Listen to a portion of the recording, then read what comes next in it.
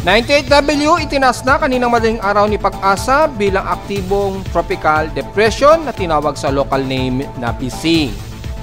Na inaasahan naman na mamamalagi dyan sa bandang hilagang kanluran ng Luzon sa loob ng 3 hanggang 4 na araw. Ano ang magiging dahilan ng pananatili nito? Alamin. Extreme Northern Luzon makakaranas ng malawakang pa ring pag-ulan at expected pa rin ang mga posibleng pagbaha lalo na sa kanluran ng hilagang Luzon. Ilang bahagi sa bandang Southern Luzon and the rest ng buong bansa, bagamat katamtaman, asahan pa rin ang kalat-kalat na pag-ulan, bunsod pa rin ng monsoon trough at kasama o kasabay na rin ng tropical wave sa silangang bahagi ng bansa. At latest sa status ng ating ENSO o sea surface temperature, nag-update na. Kaya nananatili pa rin nasa neutral o inactivity.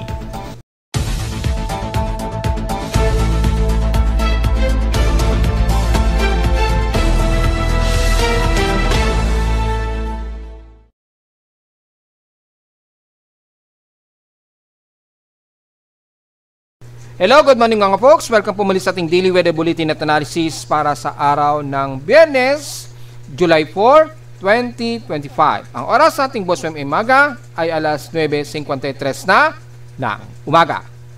Bagamat medyo mas katamtaman sa parte ng Metro Manila at ilang bahagi ng Southern Luzon, pero magiging overcasting gloomy pa rin tayo, bunsod pa rin ang umiiral ng monsoon trough at combination ng habagat. Kaya lang, ang concentration ngayon ng habagat sa ngayon ay nandito sa ilagang kanluran ng Northern Luzon.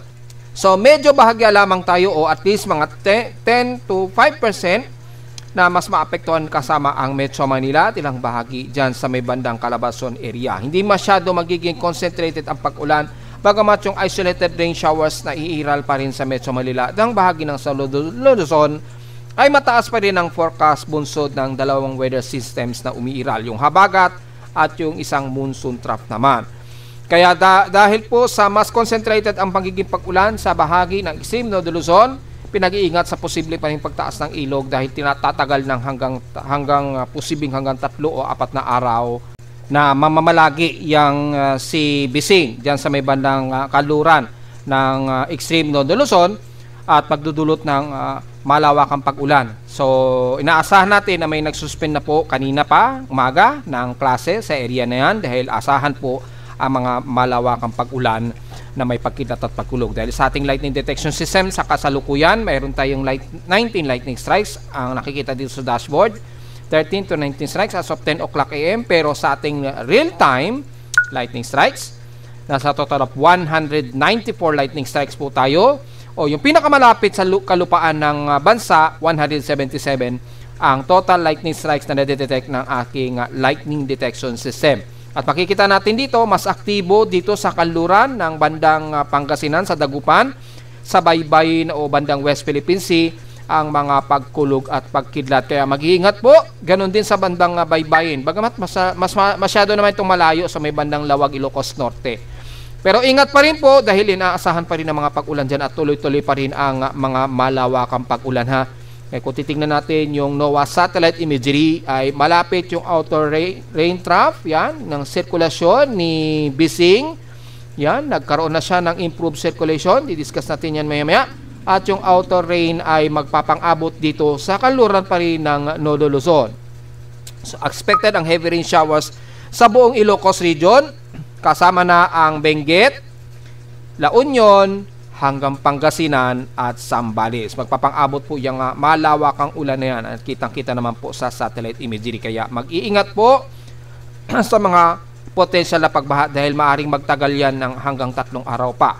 Dahil maglalaro pa dito sa paligid nito ng extreme Northern Luzon itong bagyong ito na si Bising na itinaas na nga po kaninang madaling araw ni Pag-asa.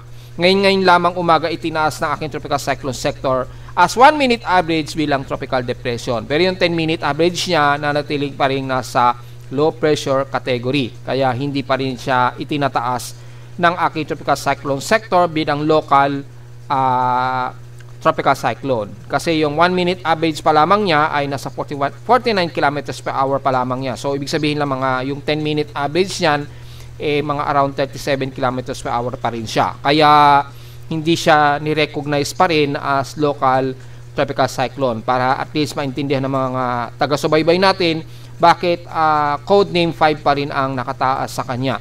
At yung aking program dito is under experimental pa lamang, so hopefully ma-perfect niya yung pattern kapag na-detect niya na yung ating local tropical cyclone o yung 10-minute average ay umabot na sa kategorya na tropical depression, automatic papalitan niya ito bilang local tropical cyclone name. Natatawagin nga pong BICIN, yung inaasahan ko. Kaya lang, nasa labas siya ng PAR, so hindi siya madedetect o hindi siya madedetermine bilang local tropical cyclone name. Dahil nataong nag-tropical depression siya kanina lamang, nasa labas na ito ng Philippine Area of Responsibility. So balik siya sa pinaka international code name na 05. Yan. So yun po yung pinakamagandang paliwanag niyan. At least pinaka-detalye. Itong Simon masyado na tong malayo, so hindi na natin masyado concern to. Pero nasa severe tropical storm category pa rin siya na 99 km/h, yung 1 minute average. Samantala, yung mga inaasang pag-ulan po dito sa parte pa rin ng Luzon, makikita sa Doppler radar ang mataas na probability of precipitate rate. Makikita sa Doppler radar imagery. Sa ating Thunderstorm Watch mula sa dito feed ni Pag-asa o Care of Pag-asa sa may bandang Mindanao, nakataas pa rin ang in-expected na mga ilang kalat-kalat na pag-ulan, light to moderate showers sa ilang bahagi ng Dinagat Island sa Gusan del Norte. Yun. So mula Butuan City niyan hanggang Nasipit ha. So 1 to 2 hours po ang in-expect na forecast sa kanila dyan. Hataasahan ang mga posible pa rin heavy rain showers at mga localized thunderstorms. Kasama na Surigao del Norte, Agusan del Norte, all the way mula yan sa may banang Gigaypit, Bakakwag, Placer hanggang Tubod na raw yan. So within 1 to 2 hours daw yung precis yan. So magdala na lamang ng payong. Pero wala namang expectations.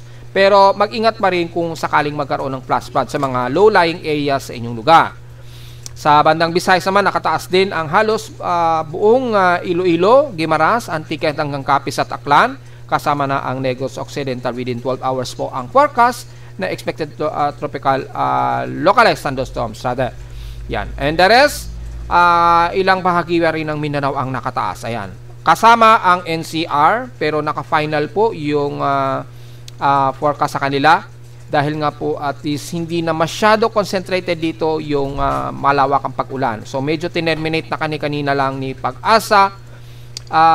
However, ay manatili nating inaasahan pa rin ang mga localized thunderstorms, lalo na sa hapon, yung mga afternoon showers natin.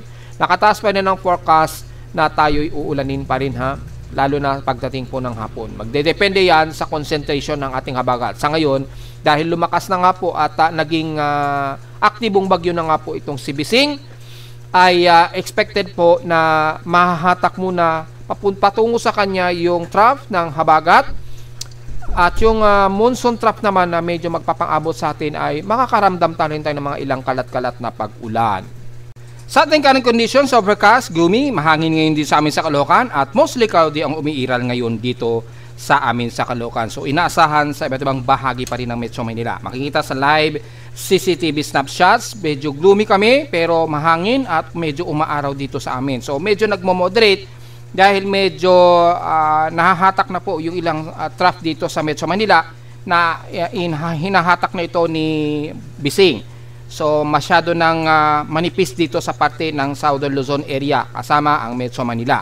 Kaya expected pa rin ang gloomy at mostly cloudy ang iiral sa atin dito sa Metro Manila pababa ng Southern Luzon. Sa lowest temperature na itala, naka-weather station kanina ng 6:15 AM, nakapagtala kami ng lowest of 25.1 degrees Celsius. Pero kahapon, pinakamataas na naitala namin, 32.7 degrees Celsius, ang naitala namin kahapon ng tanghaling tapat at 12:10 AM. Ibig sabihin, bahagyang mataas pa rin ang aming heat index, despite na gloomy ay nasa 44.8 degrees Celsius, ang aming naging init pandama. So 44.8 degrees Celsius, almost stationary kagaya pa rin kahapon at noong isang araw lamang. Kung titingnan naman natin ang ating heat index forecast ngayong araw so far, ay kahapon pa ang pinakahuli nito, so wala tayong may report ang pinaka-latest sa amin. Pero ang kasalukuyan natin ay at least wala pang 40 degrees Celsius. Pero inasahang heat index natin ngayong araw sa amin sa Caloocan, 34 degrees Celsius. Ang expected heat index namin ngayong umaga, 10 o'clock. Pero papalo pa rin daw yan mamaya hanggang 35 degrees Celsius. So mukhang mababa ang heat index dito sa amin sa Caloocan. kung papansinin natin yung heat index forecast. So mukhang maghapon magiging gloomy at may mga inaasahan pa ring mga pag-ulan lalo na sa hapon. Sa ibang bahagi naman ng bansa sa selected areas, well, wala tayong magiging masyadong report sa bahagi ng extreme Northern Luzon. Dahil nandyan ang concentration ngayon ng ulan, asahan natin mababa ang heat index sa buong extreme Northern Luzon. Ayun, mababa lang, 37 degrees Celsius. Pero dito sa may Tuguegarao, pumapalo pa ng 40 degrees Celsius. Ibig sabihin, yung malamang nakataas ang tropical cyclone Siglan number 1 na lamang dito sa may bandang kanluran ng Northern Luzon. Mula Ilocos Region hanggang dyan sa may bandang Pangasinan. Dito hindi na masyado apektado dahil hatak na ng bagyo ni Bising yung surface dito. So papalayo na yung direksyon ng hangin mula dito sa mainland ng kalupaan. Kaya medyo mataas ang ilang bahagi dito sa may bandang Tuguegarao na maabot ng 40 to 42 degrees Celsius starting mamayang alauna hanggang alas 2 ng hapon. So medyo mataas. Sa may bandang Santiago, Isabela, saan yung Santiago? Yan. Sa Santiago, Isabela, inaasang heat index sa inyo dyan, 37 degrees Celsius. So, medyo mas maalinsangan na sa inyo. Papalo pa yan hanggang 45 degrees Celsius danger, starting mamayang 1 o'clock hanggang alas 2 ng hapon daw yan. Aabot ng 45 degrees Celsius. Sa bahagi naman ng Pangasinan, sa Dagupan, ang expected na heat index sa inyo dyan, 35 degrees Celsius. So mababa rin pero papalo yan hanggang 37 degrees Celsius mamayang 11. O ngayong 11 na darating hanggang alas 12 na yan ng tanghali. Makikitang mababa rin dahil nakakaranas pa rin sila ng mga pag-ulan dyan. Sa Central Luzon, sa Tarlac, inaasang heat index sa inyo dyan, 39 degrees Celsius at papalo pa yan hanggang 40 degrees Celsius ngayong alas 11 hanggang alas 12 ng tanghali. So medyo mababa rin. Sa parte naman ng Batangas area, ang inyong heat index dyan ay nasa 39 degrees Celsius at papalo pa ng 41 degrees Celsius ngayong alas 11 ng umaga. Bagamat mabahagyaring mababa ang heat index, pero at least umaabot pa rin ng hanggang 41 degrees Celsius. Ibig sabihin, medyo nagkakaroon ng moderate at medyo mahagyang alinsangan tayo dyan. Sa Occidental, San Jose, sa Occidental Mindoro, 35 degrees Celsius ang inyong heat index dyan. At mababa rin at pinakamataas na ang 36 degrees Celsius ngayong umaga all the way hanggang maghapon na daw yan. Ayun, mababa. So, ibig sabihin, gloomy rin malamang sa inyo at may mga pag-ulan din ang nakataas probably. Sa Central Visayas naman, well dito, asahan na natin medyo mataas. 39 degrees Celsius ang naka-forecast ngayong umaga pero papalo pa yan hanggang 43 degrees Celsius starting mamayang alauna hanggang alas 2 daw ng hapon. So, ibig sabihin, medyo maalinsangan katamtaman pero magiging maalinsangan ang inyong panahon. Medyo humid tayo dyan. So, wag masyadong magbibilad at wag minom ng maraming tubig dahil expected ang humid na panahon. O hot humid na panahon. Sa bandang Davao City naman sa Mindanao, double check natin, mababa pa rin. Ibig sabihin ay medyo may mga pag-ulan-ulan pa rin ang umiiral dyan sa bahagi pa rin ng Mindanao. Lalo na sa Davao Region. Sa Zamboanga Peninsula naman, sisilipin natin, despite na bahagyang tumaas ng konti, 37 degrees Celsius at papalo pa ito hanggang 39 degrees Celsius ngayong alas 12, all the way hanggang alas 3 na rin ng mahapon. So mukhang katamtaman o medyo fairly weather siguro dyan sa inyo sa Zamboanga, kasama na ang isla ng Hulusulu. Kaya siguro medyo mataas ang inyong heat index. Kung itatabi naman natin sa peak extremes in past 24 hours, nangunguna ang Borongan Eastern Samar na may 35.1 degrees Celsius na air temperature. Sa lawas sa pressure, mas bumaba sa Baguio City na 16.8 degrees Celsius ang kanilang lowest temperature sa bansa. At sa inulan naman ng Calayan, Cagayan pa rin ang nakaranas ng ulan. Dala pa rin itong si Bagyong Bising. Umabot ng 85 mm ang total rainfall sa kanila. Sa amin sa Caloocan kahapon, umabot kami ng 38.7 mm na total rainfall at ngayong umaga 11.1 mm ang total rainfall namin sa Caloocan. So nakaka 94.8 mm na kagad kami, ilang araw pa lamang sa first week ng July ang total rainfall namin ha. So mukhang rapid ang mga pag-ulan ngayong month of July. So mag-ingat po at medyo ready dahil naasahan talaga na magiging madalas ang mga pagbaha natin lalo na dito sa Metro Manila. Ilang buhos lamang binabaha na kagad. So, hindi natin maintindihan kung ano nangyari sa ating flood control projects. Samantala, sa ating outside humidity, nasa concentration tayo na 79% at pumaas ito ng 1% since last hour. So, mataas po. At sa ating atmospheric pressure, thunderstormy tayo ngayon na 1,007 hectopascals and steady ito since last hour. At bago ang lahat, pumunta muna tayo sa ating status ng space weather dahil meron tayong unsettled geomagnetic field. So, kamasahin natin yung ating space weather observations. So far, medyo matagal nating hindi na-visit ito, pero sa ngayon, unsettled lang naman ang inaasahan natin. Yan, mababa lang naman, so very minor, maging ang ating radio blackout at solar radiation.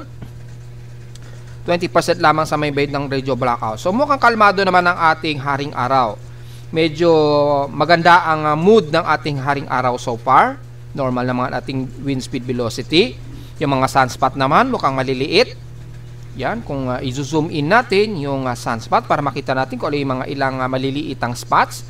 Sa ngayon ay nasa 118 ang ating daily sunspot number.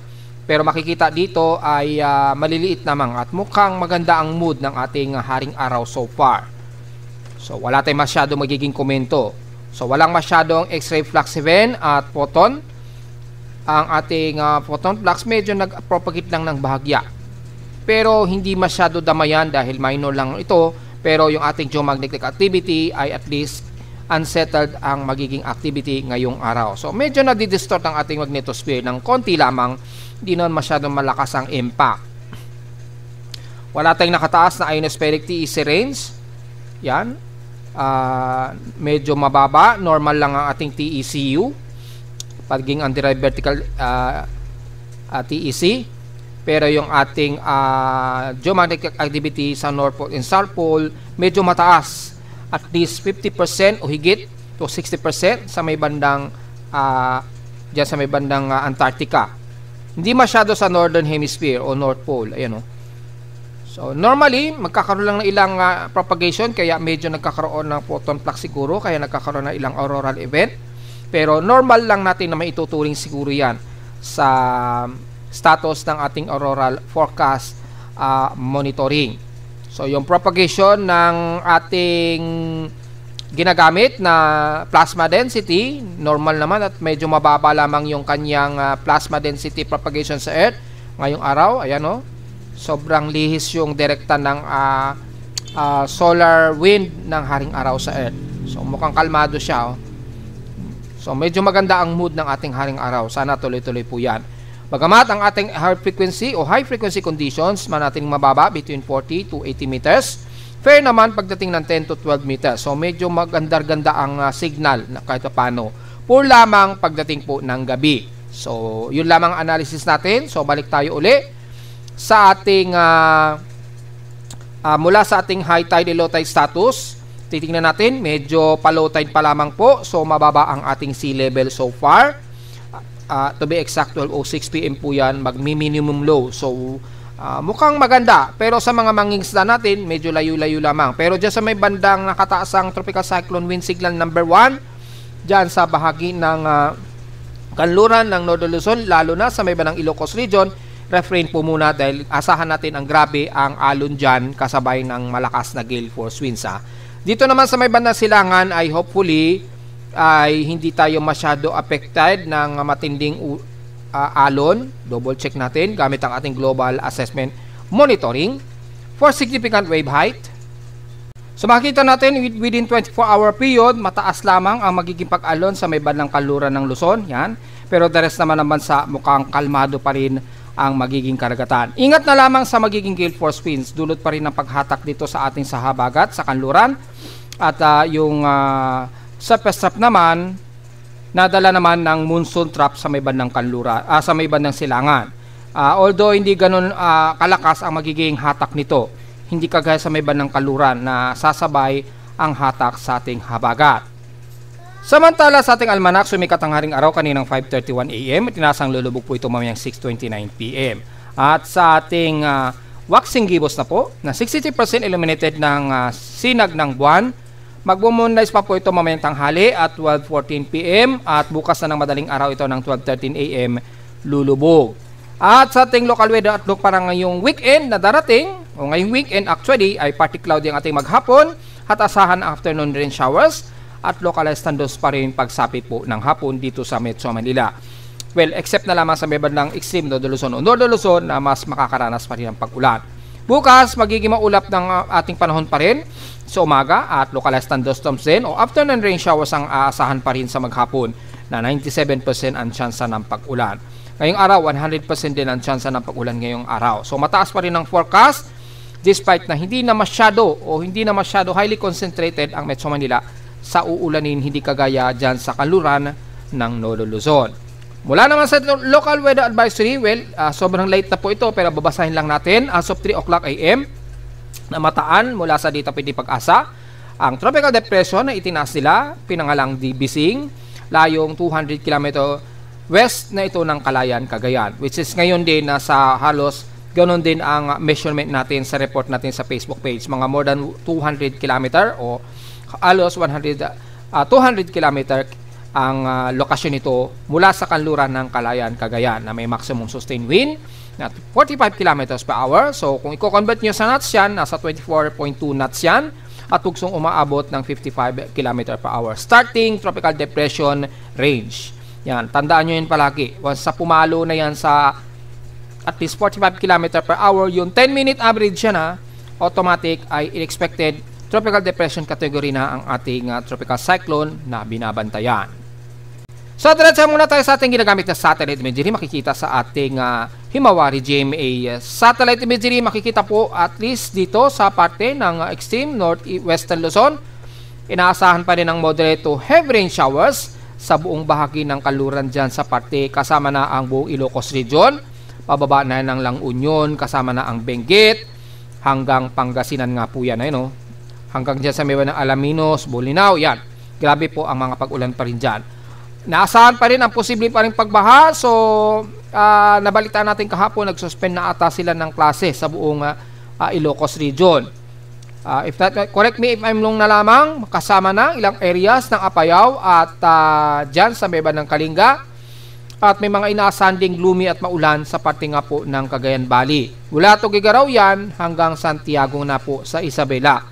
Expected pa rin mga kalat-kalat na pag-ulan na may pagkilat at pagkulog. Pero kung pagbabasahin natin ng heavy rain potential, ang mas matindi pa rin na uulanin ang parte dyan sa bahagi ng Ilocos Norte mula Pasukuin, Lawang, Batak, pababa ng Bigan hanggang dyan sa may bandang Burgos. Heavy rain potential pa rin o heavy rain showers ang aasahan pa rin ninyo, mararamdaman at the rest ng Ilocos Sur, kasama ng La Union at madadamay rin ang ilang bahagi sa Benguet o Baguio City at bandang Pangasinan nga po. Mula dyan sa may bandang Bolinao, Alaminos hanggang dyan sa may bandang Dasol or Lingayen, Pangasinan. Ingat po sa mga potensyal na pagbaha po. Sa ngayon, yung sentro ni Bising, nandito na yan. Nasa labas ng ating PAR base sa aking tropical cyclone sector so far. So habang nasa labas ito ng PAR at yung outer trough nito na nagpapaulan ngayon dito sa buong bahagi ng Northern Luzon, especially dyan sa may west portion sa Ilocos region hanggang Zambales probably. Abutin kayo ng mga ilang kalat-kalat pa rin na pag-ulan dyan sa parte ng Santa Cruz, Candelaria, Masinloc hanggang Iba, Zambales pa rin. So ingat pa rin po at magdala ng payong. At ingat sa pagbugso ng hangin dahil if I'm not mistaken, nakataas pa rin ang tropical cyclone wind signal number 1 dyan sa bahagi ng Ilocos region hanggang Zambales.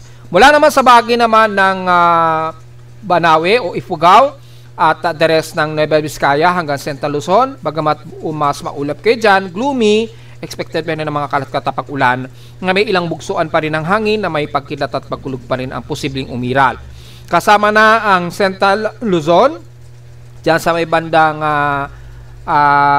Tarlac hanggang dyan sa may bandang San Jose at Nueva Ecija. Mula naman sa may bandang Angeles, Pampanga, kasama na ang Bulacan, magiging gloomy rin kayo dyan at asahan ng kalat at pag-ulan na may ilang pagkilat pagkulog pa rin ang iiral. Palitan natin yung satellite imagery para mas detail natin makikita siguro yung mga areas na sasakupin ng pag-ulan. So kasama nga ilang bahagi ng Bulacan At sa Metro Manila hanggang dito sa bandang Cavite hanggang Batangas at Laguna, medyo overcast tayo, gloomy ang panahon, so medyo maulap. At medyo at least nag-normalize po dito, medyo moderate ang ating panahon ngayon dyan. Asahan lamang ang mga isolated rain showers, lalo na ngayong hapon. Expected po yan na may localized thunderstorms po. So, importante pa rin ang payong mga folks. And the rest naman ng bandang Bicol region, makakaranas din kayo ng mga ilang moderate and heavy rain showers dyan sa bahagi ng Catanduanes, and the rest ng Iriga, Legazpi hanggang Sorsogon po dahil sa pinaka-monsoon track pa rin na umiiral dyan. At wala naman sa bahagi ng Surigao del Sur, Camarines Sur rather, wala dyan sa may banang Naga City ay naasahan din ng kalat-kalat pag-ulan na may pagkilat at pagkulog. At mula Camarines Norte and the rest ng Quezon Province, bagamat katamtaman, partly to mostly cloudy pa rin ang iiral. Asahan naman ang mga afternoon rain showers, bunsod pa rin ng tuloy-tuloy na ating monsoon trap dyan sa may bandang silangang baybayin ng bansa. Kasama na ang Mimaropa na mas makakaranas din ng medyo moderate at medyo gloomy na panahon. Expected din ang kalat-kalat pag-ulan na may pagkilat at pagkulong, lalo na pagsapit po ng hapon-gabi o madaling araw. Bagamat medyo nagmo-moderate sa may bandang Puerto Princesa, yan, medyo umaaraw-araw dyan kahit papano, at sa ilang bahagi ng Batarasa or Books Point. Pero pagdating sa may bandang Balabac, medyo may mga light rain showers kayo na iiral ngayon dyan. Mula naman sa bahagi ng rest ng South Luzon, mula Marinduque, Romblon at Masbate, magiging mas maulap pa rin tayo dyan. So expected ang mga isolated and scattered rain showers, lalo na ng mga taga Masbate.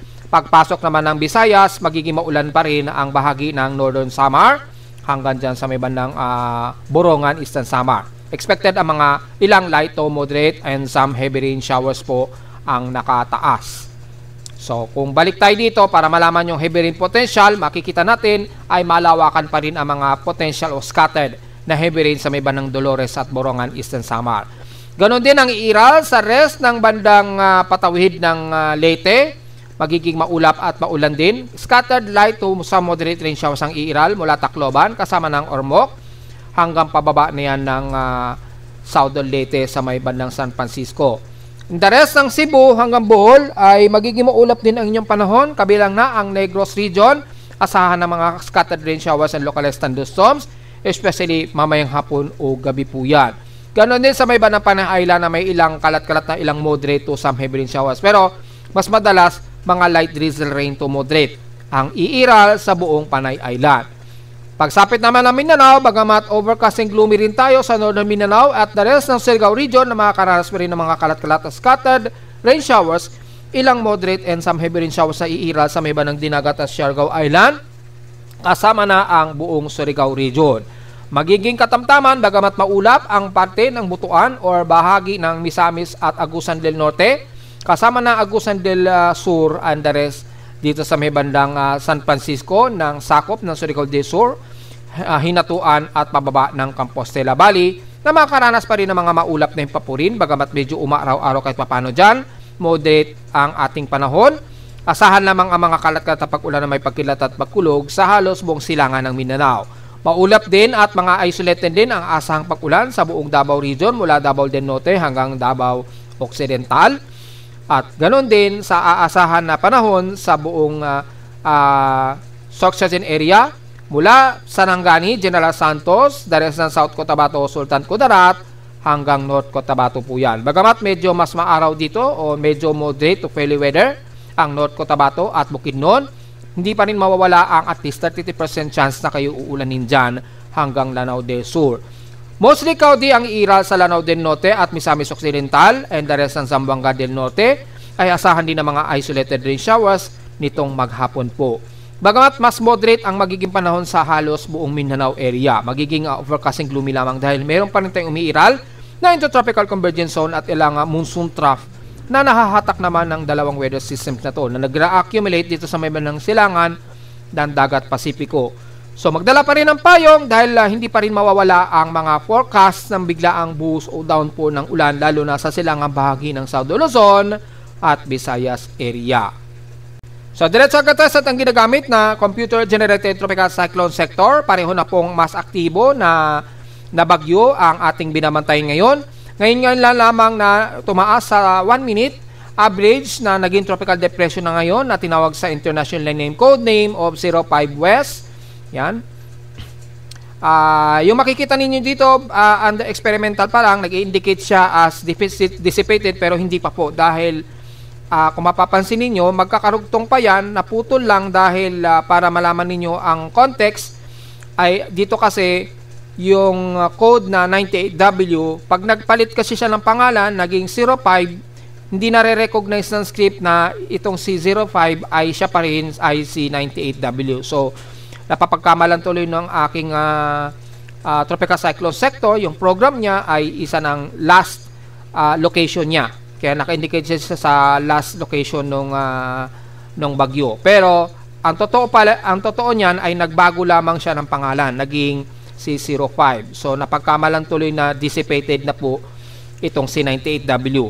Kasi ang akala niya si 98W at si 05 ay magkaiba o bagong bagyo na itong si 05W or bagong low pressure area. Pero para mas maintindihan nyo po, yan ay magkasama, isa pa rin ay si 98W. Inaalam ko pa yung solution kung paano mare-recognize ng script na kapag nagpalit ng pangalan ay i-identify pa rin niya as nitong aktibo pa rin siya as 98W. Yan. Kaya naputol, ayan, nag-end of line siya, kaya indicated as dissipated. Pero ang totoo ay hindi pa po yan dissipated dahil naging tropical depression na po kasi siya as of mga bandang alas 6 nga po, mga 6:15 AM ay naging naka-exit na ito ng PAR. At nitong kaninang umaga lamang, mga 9:15 AM na naging isa na siyang ganap na tropical depression. Sakto, nasa labas ito ng Philippine Area of Responsibility kaya hindi ito natawag na bising ng tropical cyclone sector. Samantalang si Pag-asa, alas 2 pa lamang ng madaling araw ay itinaas na nila as bising. Kaya habang nasa loob pa ito ng PAR ay naitawag na ito as local name. So yun po ang paliwanag dyan ha. So as of 10:45 AM ay ang central air pressure na ngayon ni 05, Tropical Depression 05 or bising sa ating local name, care of Pag-asa, ay nasa central air pressure nito na 1,000 hectopascals. Ang 1 minute average wind speed niya ngayon ay nasa 51 km per hour at bugsong umaabot ng 66 km per hour. Pero kung mapapansin nyo, yung 10 minute average ay nasa under low pressure area category pa rin siya na 44 km per hour. Ayan, kakapasok lamang po. Kakapasok lamang niya na naging tropical depression na po siya. Sakto. Eksakto, 11 o'clock ay nasa 45 km per hour na po yung kanyang 10 minute average. Diyan na natin pwedeng tawaging bising. Pero nataon lang na nasa labas ito ng Philippine Area of Responsibility na naging tropical depression. Kaya hindi ito natawag as bising.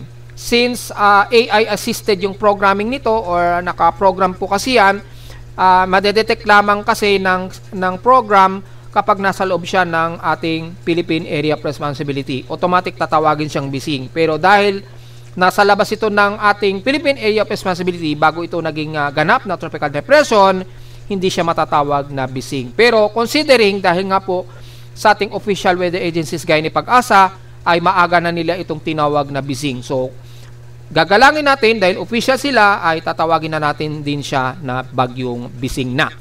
Yan, nataon lamang. Very technical ang galaw ng ating tropical cyclone sector.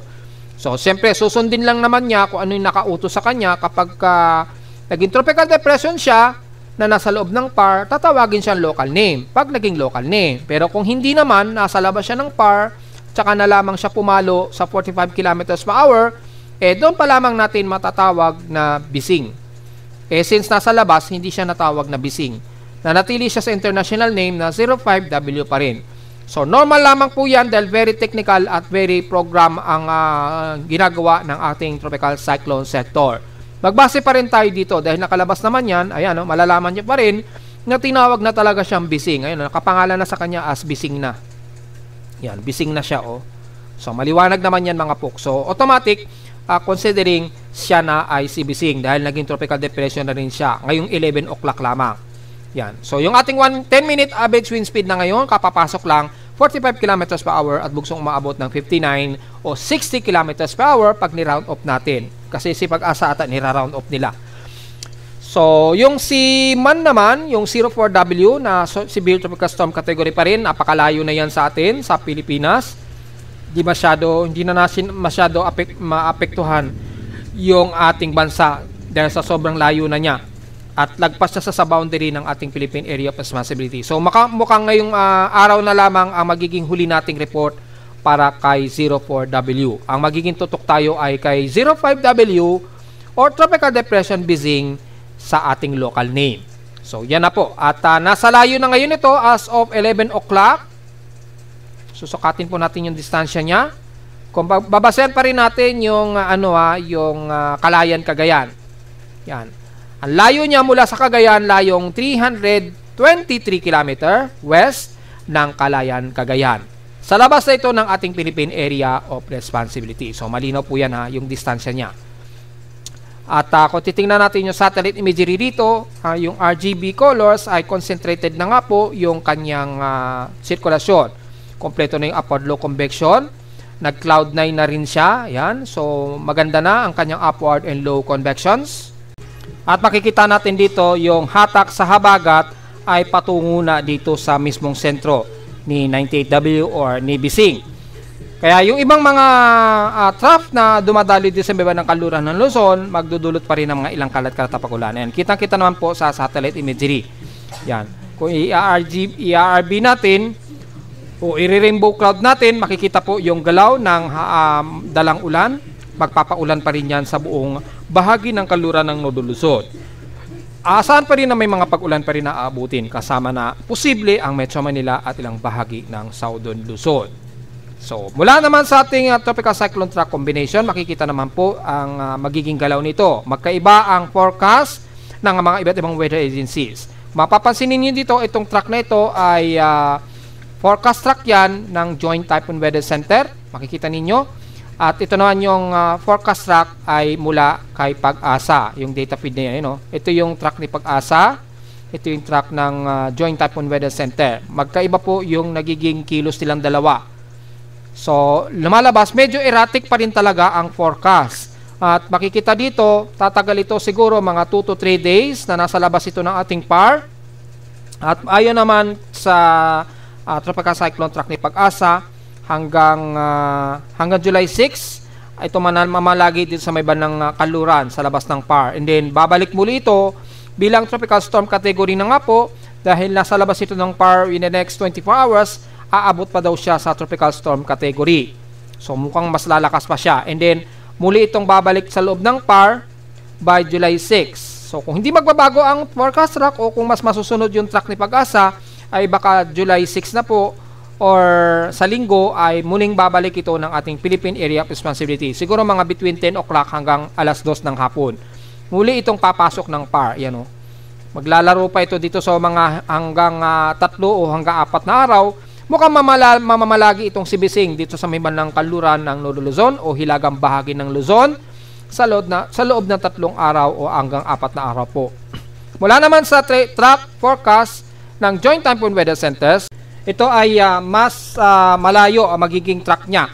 Halos magre-recurve ito mas malayo sa magiging recurve na pinapakita sa forecast track ng ni Pag-asa. Ayan, ito mas malawak ang magiging forecast track niya. And then sa loob ng 3 araw ay posible pa itong umabot mula tropical storm hanggang typhoon category. Base yan sa forecast track, extended forecast track ng Joint Typhoon Weather Centers. Ayan, aabot ng 139 km per hour daw hanggang bugsong aabot ng 174 km per hour ang kanilang 1 minute average wind speed. So since 1 minute yan ay malamang ay hindi yan magiging typhoon sa atin kung gagawing 10 minute average.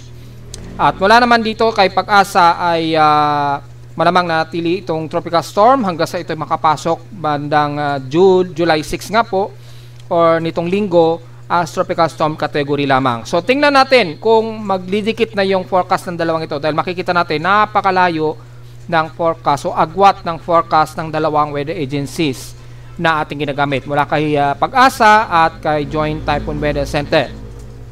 So tingnan pa natin dahil sa ngayon ay medyo erratic pa ang nagiging kilos ng bagyong ito. Kaya maaring magulo pa ang kanyang magiging forecast and symbols. Dahil kung titingnan natin yung forecast and symbols niya, yan.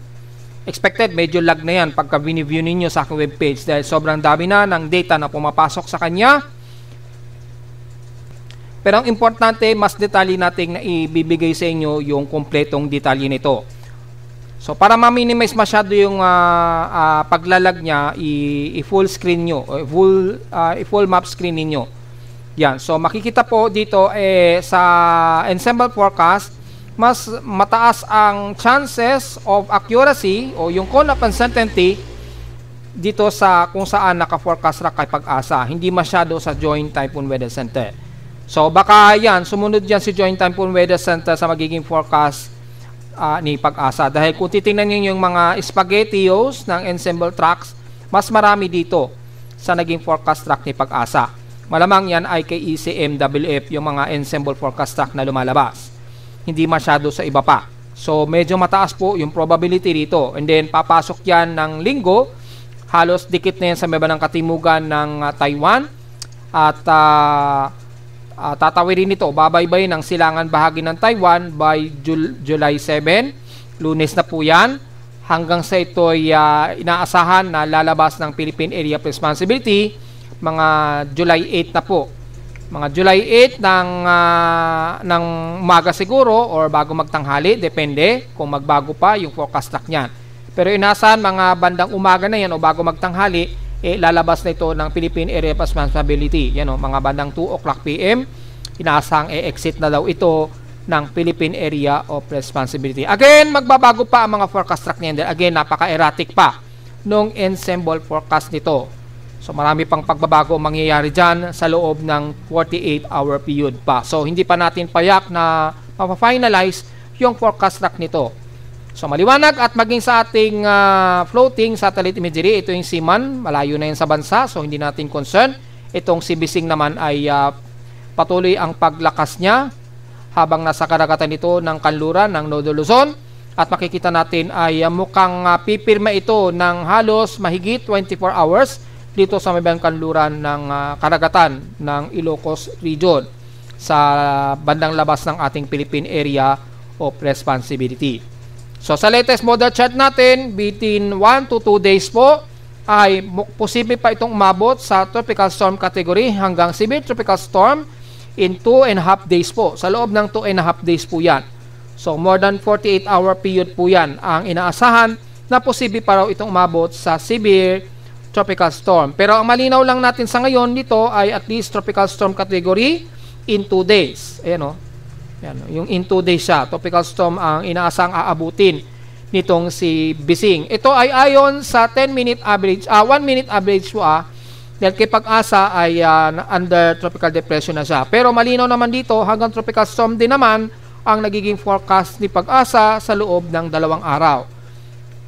Yan. Pero ayon kay Pag-asa nga, hanggang 4 na araw, within 3 to 4 days, ay hanggang tropical storm category siya. So, yung sa 1-minute average, mukhang hindi possible itong umabot siya ng severe tropical storm. Posibleng mag-maintain ito hanggang tropical storm category po. So, at least, mayroon na tayong pahapyaw na idea yung pagiging napaka-erratic. Kapag ka-erratic talaga yung galaw ng isang bagyo, ay medyo dala-dalawa o tatlo-tatlo ang nagiging analysis natin o higit pa. Kasi nga po, malinaw naman dito ay napakalayo ng nagiging forecast track ng dalawang weather agencies ni Joint Typhoon Weather Centers at ni Japan Meteorological Agency rin, kasama na rin si Pag-asa. So, abang-abang na lamang po ang pagbabago ng dalawang forecast track na yan mga folks So malinaw lamang itong indication of dissipated considering nagpalit lamang ng pangalan itong si 98W at naging si 05 na tinawag nga natin sa local name na Bising. So i-fix natin yan soon. Madidiscover din natin paano yung magiging programming yan. Siyempre, nagiging challenge po sa inyong lingkod yung mga ganyang error, then binabago natin time to time. At wala naman sa kanyang tropical cyclone assessment monitoring na ating ginagamit. Titingnan natin kung yung probability of tropical cyclone strike probability sa Luzon magiging matagalan din ba. Mula sa West Pacific Basin, ayan, mataas na po yung kanyang tropical cyclone probability in real time. Mas apektado nga po ang kanluran ng Nodo Luzon. Malinaw naman po yan.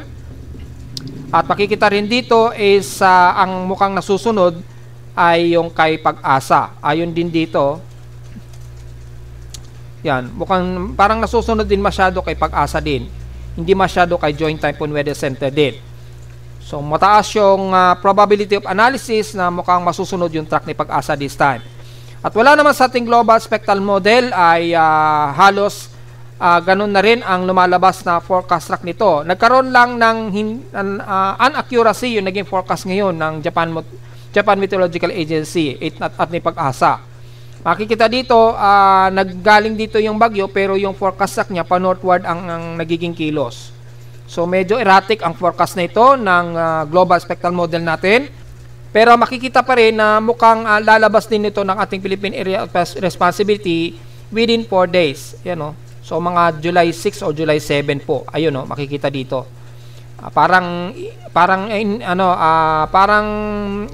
Kinalibrate na lang ng forecast na ito yung galaw ng bagyo dahil nagkaroon na ng erratic mula pa kahapon yung forecast niya. Mula sa mean sea level pressure naman ay ganun din na makikita. Hindi na nakita dito. And then after 2 days, yan, 2-3 days, bigla itong lilitaw dito sa loob. Ayan, o. See? Parang dinaya na lang yung forecast. Dapat manggagaling dito sa labas yan eh. And then papasok muna yan dito. Yan, dapat ganyan mangyari yan eh. Dito yan, dapat ganyan eh. Then papasok sa loob. And then kikilos pa ganyan hanggang sa lumawas ng PAR. Pero kung mapapansin niyo, hindi niya ipinakita rito dahil nagkaroon na po ng erratic yung forecast dito within 2 days.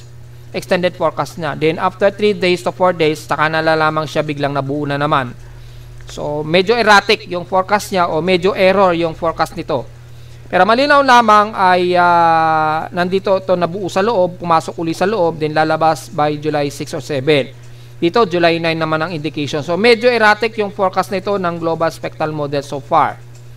Sa strike probability naman natin, malinaw naman na mas apektado ang extreme Nodo Luzon, hindi masyado ang Metro Manila.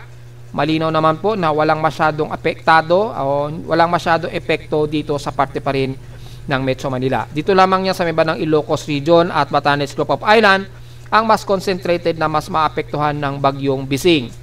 So, hindi pa rin mawawala na uulanin tayo dahil yung outer trough o yung hatak sa habagat pa rin na magiging tuloy-tuloy na concern pa rin yan. Ayan, malinaw naman po yan mga folks. Yan. And then hanggang sa ito'y mag-re-enter uli sa loob ng ating PAR. Tapos merong bagong remnants na naman na may parang trough dito sa may silangan ng Northeastern Luzon. Tingnan natin kung tataas yung kanyang ensemble dyan at tumaas yung kanyang convergence. Sa ngayon, malabo pa at maliit pa ang tsansa. Kaya babantayan pa rin natin kung tataas ito. Mataas po kasi yung convergence dito sa may bandang silangan pa rin o south of Guam. So tingnan natin kung magkakaroon yan ng mataas o magandang convectivity. Aalamin natin yan gamit ang ating convergence monitoring. So i-reload natin yung page. So mula sa pinaka winds for convergence forecast, kung merong mamomonitor tayo sa south of Guam, medyo kaya lang napaka-disorganized pa at masyado pang mababa yung convergence dito at wala pang masyadong arriving of Coriolis circulation, pero at least 22 km per hour na siya. At kung sisilipin naman natin ng ibang computer models mula kay NAVGEM, makikita po dahil sa pagiging erratic ng forecast ni 98W o ni Bising ay halos remnants na lamang makikitaan natin dito. So unspecified na to kung may tuturing. Mula naman kay GFS ay dito halos malapit ang naging forecast niya dahil nanggaling ito sa hilagang kanluran ng Nodo Luzon. Then magre-re-entry ito ng PAR. And then within 3 to 4 days, ito ay papalagi dito sa loob ng PAR and then i-exit ito sa may bandang Naha siguro or eastern part ng o northeastern ng Taiwan. Yan. By July 9 to July 10 yung extended forecast ito. Kay SMWF naman ay dito medyo malayo din ang pinapakita dito. Pero bakit ganon? Doon sa pinaka-ensemble niya ay halos magkatugma sila ni Pag-asa. Pero dito halos kapareho kay Joint Typhoon Weather Center. Paglabas niya dito, pag ganyan ang kilos niya. Yan. Kay Pag-asa, pag ganon, mas stiff. Mas matindi yung kanyang recurve. So, dito, malinaw lang, pinapakita din na medyo erratic, pero kung titingnan naman natin, halos ganun din na pinapakita ni ECMWF. So, maaaring magbago yan at masunod itong track ni Joint Typhoon Weather Centers naman. So, marami pang posible pang magiging forecast itong bagyong itong si Bising. At dahil sa may high pressure area combination kasi, and then yung ating flow ng southwesterly na tumutulak dito o nagpapagulo sa ginagalaw nitong si Bising. Kaya medyo erratic yung nagiging forecast niya. Pero malinaw lamang na puro pahilaga ang nakikitaan natin na magiging kilos nito. Masunod man yung sa forecast track ni Pag-asa or masunog yung forecast track ng Joint Typhoon Weather Centers. At least yun lamang ang pinakamalinaw na makokomparison natin dito. At malinaw na medyo palayo pa rin dito sa ating bansa within 5 to 6 days. Yan. Hanggang sa ito maka-exit ng Philippine Area of Responsibility, siguro kung mapaaga nga po, July 6 o 7, or kung masunod naman sa forecast track ng Joint Typhoon Weather Centers, maaaring by July 8 o July 9 na po ito e-exit ng PAR. Well, depende na lamang yan sa magiging bilis ng kilos pa rin niya, ha? Dahil kung titingnan ninyo yung tropical cyclone sector, mababagal ang nagiging pagkilos ni Bising. Sa ulat lindol naman, so far, may noise pa rin na nadedetect ng aking seismograph, pero wala namang so far tayo nadedetect na malakas-lakas na mga paginig. So, diretso agad tayo sa data feed ni PBOX. Merong dalawa na magnitude 4 plus ang nadetect mula dito sa may bandang Calayan, Cagayan, na kung saan ay binabagyo ngayon o inuulan ang paligid ng yan. Naganap ito kaninang 1:58 AM po sa may bandang southeast ng Dalupiri Island, Cagayan. Magnitude 4 ito na may lalim na 11 km depth. At pangalawa naman, dito sa may bandang Sarangani pa rin, south-east ng Sarangani Island. So, medyo malapit-lapit ng konti dyan sa may bandang Davao Occidental. Magnitude 4.1 naman ito na may epicentral depth na 110 km ang lalim. Naganap ito kaninang umaga lamang, 10:33 AM naman. So, medyo may dalawa tayong magnitude 4 plus na naitala ngayong araw so far, at marami-rami na rin mga minor to moderate earthquakes. Kung sisilipin naman natin yung historical earthquake data natin para sa month of July, yan. For the month of July, kung nakakailang total earthquakes na tayo, nasa total of 103 total earthquakes na po tayo. Yan. 100 dito is magnitude 2.0 pataas, 3 sa magnitude 3.0, at so far, wala naman tayong naitala pa na magnitude 5. At tatlo pa lamang yung magnitude 4.0. Since kukunti pa lamang yung total earthquake natin, na mahigit sa 100 pa lamang ang total earthquakes natin since July 4. So, nakakaapat na araw pa lang naman tayo ngayong July. So, marami pang madadagdagan yan. Pero makikita natin sa pinaka-mapa ay marami na kaagad ang mga pagyayinig dito sa bahagi pa rin ng Mindanao area. 43 at 25 cluster earthquakes, or hanggang 89 between Visayas at Mindanao. Kukunti pa lamang sa bandang Luzon na kung saan mga 14 na mga pagyayinig, or 21 dito sa paligid kasama ang Metro Manila at Batangas at Mindoro. So medyo mas mayanigin pa rin naman ng katimugan, lalo na sa may bandang Mindanao area. So yun lamang pinaka-latest natin so far.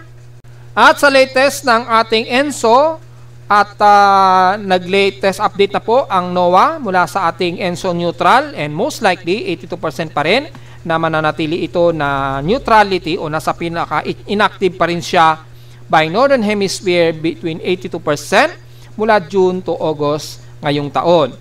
At mababa ang conference niya, o bumababa yung kanyang conference ng pagiging neutral pa rin niya, but 48%, at 48% yung paghaba nung tsansa ng pagiging neutral niya by November hanggang susunod na taon na yan ng January. Pero may 41% chance na po siya na magkaroon tayo ng La Nina by November to January ng susunod na taon. Kung naalala ninyo, last month, nag-report nga po tayo, yan, yung for the month of June natin, makikitaan po natin ay yung pagpasok nga po ng October to November, magkakaroon nga po tayo ng 40%. Yan, halos tugma po. Dito, 41%. Sa aking ENSO projections probability, 61% chance na magkaroon tayo ng minor La Nina, negative 0.57 degrees Celsius. Yan, October to December na po yan ngayong taon. And then sa susunod na taon, 63.2% aabot yan sa moderate La Nina na negative 0.66 degrees Celsius ang magiging seasonal average temperature natin. Pero again, dahil mag-aamihan season na po tayo sa mga buwan na yan, probably siguro yung tsansa ng above average rainfall mararamdaman pa rin natin by October to November siguro. Pero pag December siguro, mga bandang Mindanao na siguro mas mararamdaman yan sa may bandang south. At yung trajectory ng bagyo, typically mga katimugan na ng bansa na natin mostly dadaan ang bagyo na yan. So yung mga nasa Southern Visayas or Southeastern Visayas at Mindanao, medyo i-ready na po ninyo ang mga sarili ninyo dyan pag pumasok na po yung minor to moderate La Nina bago matapos po ang taon. Actually hanggang January nga po ito Ayan, November to December ngayong taon hanggang January ng 2026. 63.2% po ang tsansa niyan. Sa ngayon, 41% ang likely na magkakaroon tayo ng chance of La Nina. Yan, dito is 61%. So, malinaw naman po yung nakikitaan natin dito na may probability to, may progress tayo na magkaroon talaga ng La Nina bago matapos ang taon. At narito naman natin 3-day weather forecast para sa araw ng weekend ng July 4, 2025.